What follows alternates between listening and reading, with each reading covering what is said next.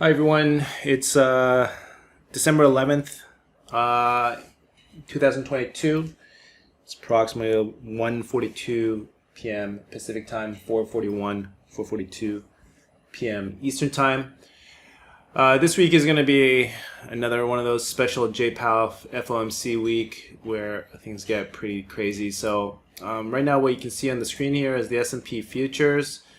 The initial attempt to break through the 200-day moving average failed, and then we have this Darvish channel that's forming, which means that we have an upper and lower bound going into CPI Tuesday and FOMC JPOW Wednesday.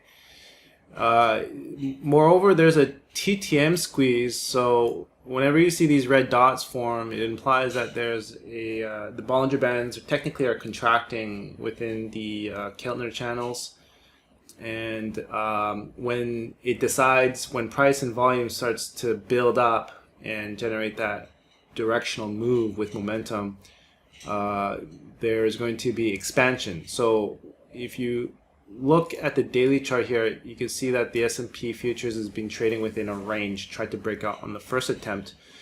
You can see that the first attempt from, I think that was PPI, I can't remember, I think it was CPI, PPI, whatever, it didn't break out in a meaningful way, and obviously there is no TTM squeeze to support the follow-through.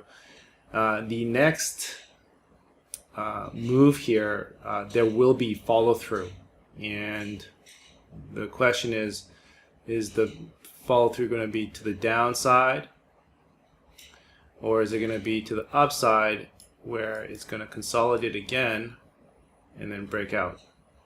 Likewise, if it breaks down, will it consolidate and then break down even further? Okay, so this is what is setting up. And we had several attempts where the S&P tried to bear market rally into the 200-day moving average but failed to break out, and you'll notice that there is no TTM squeeze to support that follow through. So in this TTM squeeze, you did get a directional bear market rally up to the 100-day moving average, 50 to 100. And then after four cycles, it failed and pulled back. And then you get this other bear market rally, which pushes it right to the 200-day moving average, and now we're consolidating with another TTM squeeze. So this is building up a pretty big move into the end of the year. Now, if I change the time frame to weekly and get rid of these drawings, what you can see is that the weekly, even though it doesn't have a TTM squeeze, it is showing that there is a Darvish channel forming, where the breakout of 4,327 or breakdown to 3,502, these are breakout levels that is going to break out in a very meaningful way. And then when you go to the monthly time frame,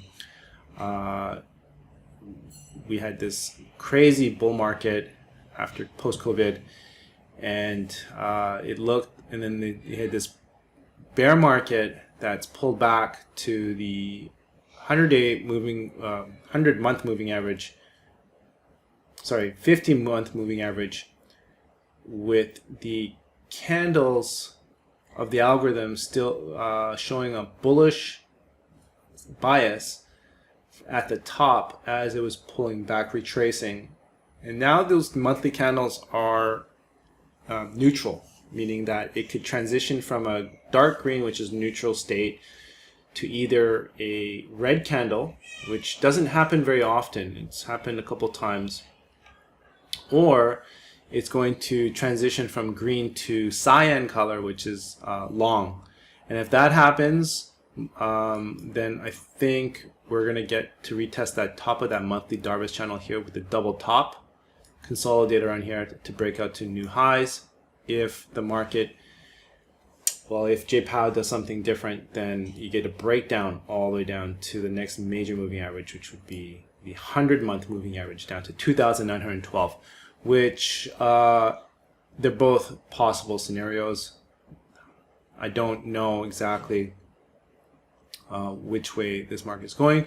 However, when I look at the volume here, we got a bounce, 2 monthly bullish volume bars that are forming in this cumulative delta indicator on the monthly, and the third candle, which represents the December volume, looks like it's still transitioning from a sell-off state into probably end up being green by the end of the month if Jay Powell is supporting a very strong rally, Christmas rally into January effect. And then when you look at the slow stochastic, it's way at the lower end of the normalized data set. Okay, so data set meaning that most of the data that's contained or being displayed in the slow stochastic is normalized between 80 to 20, where 20 is representing an oversold state and 80 is representing an overbought state. But keep in mind, these states just represent the condition at which the price has been moving in that period of time, and it doesn't necessarily mean that it's a buy signal. Okay, so for example, if the market is in an overbought state, it's representing that there's a lot of buyers, and it can remain in an overbought state, pushing it even higher. So when you get a signal pushing through the 80 threshold, that typically represents a buy signal. Most technical, if you watch some other videos, most people will say if it reaches, an RSI reaches 80 to 80 and above, that's a overbought condition and the market is likely to sell off. But that's just those are just technical signals. When you actually apply it with how the market has behaved in historically, overbought conditions represent a buying opportunity, whereas oversold conditions, where the slow stochastic moves down to 20 or the RSI moves down to even 5, they can be looked at as an oversold condition, a little bit with a little bit more conviction than an overbought, meaning that the contrarian in an overbought condition is not going to work, whereas an oversold condition, being a contrarian, may or may not work. Okay, so if it's oversold, then it's not going to be oversold in a very long period of time, whereas the overbought condition, it can stay overbought for a very long period of time.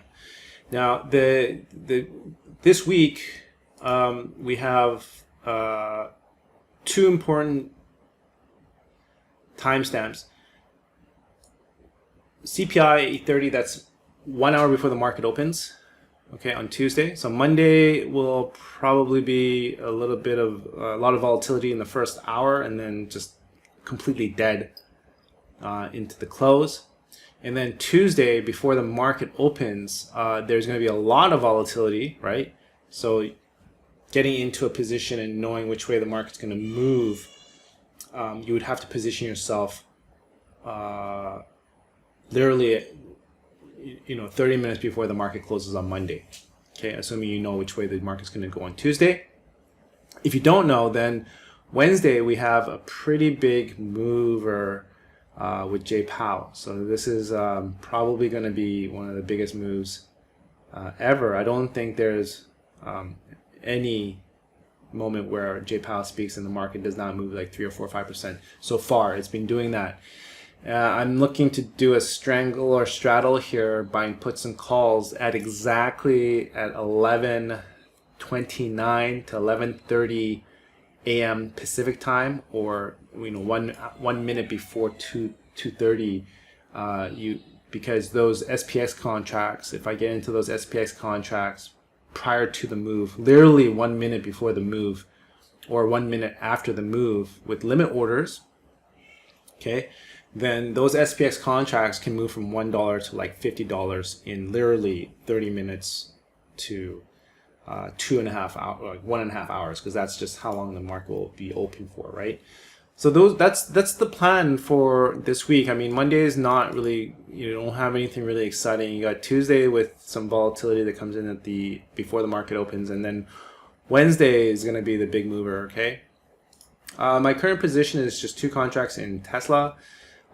It's you can see that the market has been trading like crap. It's been pumping and then dumping at the end of the day. I do have 2 contracts here, keeping the positions light. On the monthly chart here, Tesla looks horrible, but it looks like it's trying to find some support probably by the end of this month. The monthly volume bar here on the cumulative delta indicator is not looking so bullish. However, on the weekly, it's starting to kind of trend in the opposite direction. We do have this weekly bullish wolf wave setup, along with some other bullish wolf wave setups on other time frames, like such as the 2D and 3D, and also we don't have one on the 1D. But you can see that the algorithm, the toss option algorithm, has been in a sell short position for a very long time, and it could get ready for a short squeeze back above the 6-day moving average. Now, when we're looking at the bullish wolf wave setup here, it just like for bearish entries and these things can short squeeze. So this one is a bull entry, and it could get bulls trapped if it starts to roll over and break that 167. Okay, and then it's going to be a pretty big drop. That could happen on Wednesday if Jay Powell wants it to happen. Likewise, this bull entry, even though it had a nice little pop, it's starting to roll over, and if it breaks 167, it's going to drop all the way down and fill that 141 gap. That could happen on Wednesday. So if we're using this bullish wave on Tesla, and we're assuming that it's rolling over and going to fill that 147 gap, then that could imply that Jay Powell might be getting ready for a dump into Wednesday. Okay, so puts. Either way, I don't know which way it's going to go on Wednesday. It's going to go higher or lower. It's almost as if we're gambling, doing like a sports bet, and we're trying to figure out which team's going to win, and both teams are equal. So bulls and bears, they're pretty much have they're at equal strength, but the judge, which is Jay Powell, is going to decide the fate of the market, which could favor the bulls if this Tesla chart is representing what the market is going to do on Wednesday. Okay, so because I don't know which way it's going to go, having both the puts and the calls, opening those positions 1 minute before Jay Powell speaks, that could move, especially the contracts at $1 a pop. They will move exponentially from $1 to $50. Whichever way the market wants to go. All right, so thank you. That's the update for today, and I'll see everybody on Monday.